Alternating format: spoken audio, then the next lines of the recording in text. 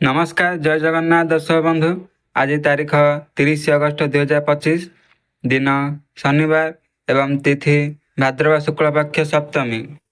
तेबे चलतु आज समाचार रे सारा देशर लेटेस्ट बड़ अपडेट गुड़िक उपर नजर पकाइबा।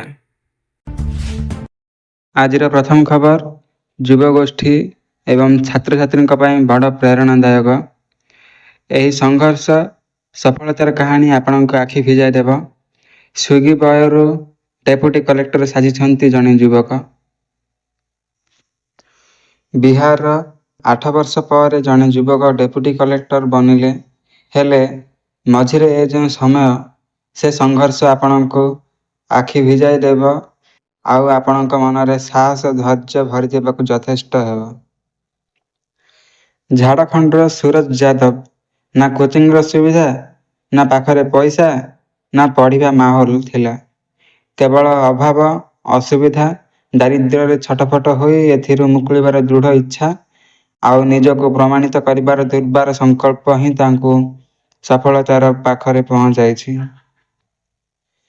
तांकर ए सफलतार रास्ता तो आमे एही किछि समय मध्यरे भिडियो रे वर्णना करिहेबा नाही।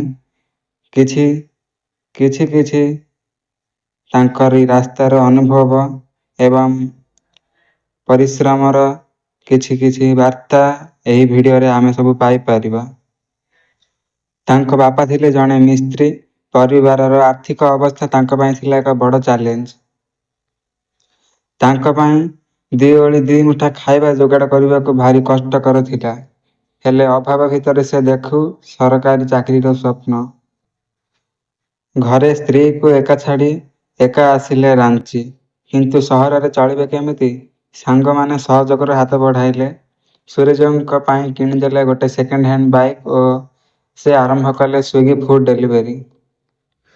सेथिरु जाऊँ किछि टंका से रोजगार करती सेतिक तांकर रूम भड़ा एवं खाइबा पीबारे चलित हो जाए। तेबे सांग माने निज निज पॉकेट रो किछि संचि जाऊँ बही किनिदेले से सबु सह समय काटती रातिरे थकान एवं बोझ सहित। किछि मासर अविश्रांत चेष्टा पर झारखंड लोकसेवा आयोग जेपीएससी परीक्षा रे बसिले। एथिरे पाइले 110 रैंक। इंटरव्यू रे जेतेबेले तांको स्विगी बॉय कथा पचारिले से बेस आत्मविश्वासर सह निज सह संघर्ष कहानी बखाणिले। सूरजंक अनुभूति कौनसी बहिर ज्ञान अपेक्षा ढेर गभीर। एबे तांको मिलिछि डेप्यूटी कलेक्टर पद। विश्वास जने स्विगी बॉय डेप्यूटी कलेक्टर जाए सूरजंक संघर्ष कहानी स्पष्ट भावे कहूछि सफलता सहजरे मिले ना। अनेक कष्ट पर सफलता माझी होई आसे अन्य माननकु बंचिबार बाट देखाए। परवर्ती खबर आसिला महिला माननक पई खुशी खबर। बड़ घोषणा कले सरकार। प्रत्येक परिवारर जणे महिला को मिलिब 10,000 टंका। बिहार मुख्यमंत्री नीतीश कुमार 29 अगस्त रे एक बड़ घोषणा करिसेंती। से सोशल मीडिया रे पोस्ट करिसेंती जे कैबिनेट बैठक रे एक नया योजना मुख्यमंत्री महिला रोजगार योजना स्वीकृति पाइछि।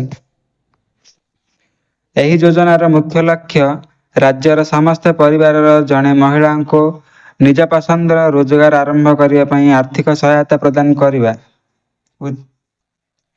मुख्यमंत्री कहिसंती महिला मानक बैंक अकाउंट को टंका स्थानांतर सेप्टेम्बर 2025 रु आरंभ हेबो।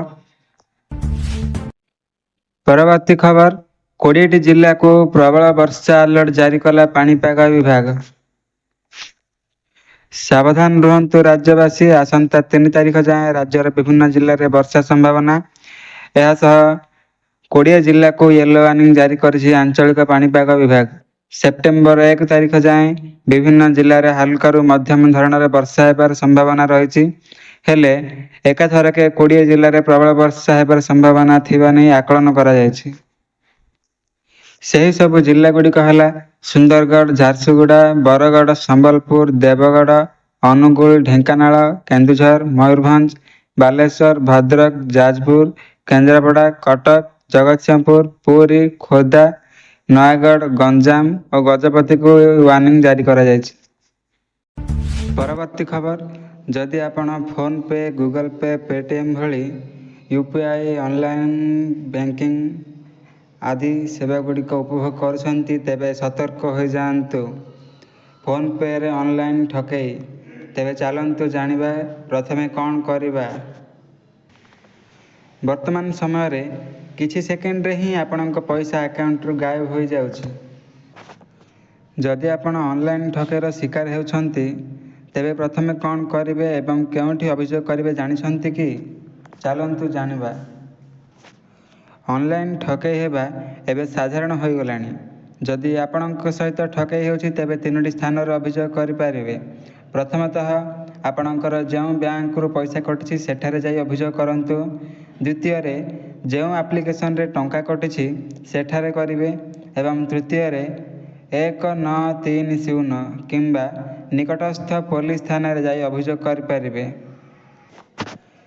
ଅନଲାଇନ୍ ଠକେଇ ରୋକିବା ପାଇଁ ଫୋନ୍ ପେ ବ୍ୟାଙ୍କ ଓ ସାଇବର ସେଲ୍ ସହିତ ଯୋଗାଯୋଗରେ ରହିଥାନ୍ତି। ଦେଶର ପ୍ରଥମ ସାଇବର ପୋର୍ଟାଲ ମଧ୍ୟ କରିଛି ଫୋନ୍ ପେ। 24 ଘଣ୍ଟିଆ ସୁବିଧା ଯୋଗାଇ ଦେବାକୁ ଏହା ଖୋଲାଯାଇଛି। ଯଦି କୌଣସି ଅନଲାଇନ୍ ଠକେଇ ହେଉଛି, ତେବେ କିଛି ମିନିଟରେ ହିଁ ଏହା ସମସ୍ତ ତଥ୍ୟ ଦେଇପାରିବ। ପରବର୍ତ୍ତୀ ଖବର ଆସିଲା ଭାରତ ପାଇଁ ଏକ ବଡ଼ ଖୁସି ଖବର। ଏସିଆ କପ୍ ହକିରେ ଭାରତର ବିଜୟ। କଡ଼ା ମୁକାବିଲାରେ ଚୀନକୁ 4-3 ଗୋଲରେ ହରାଇଲା ଭାରତ।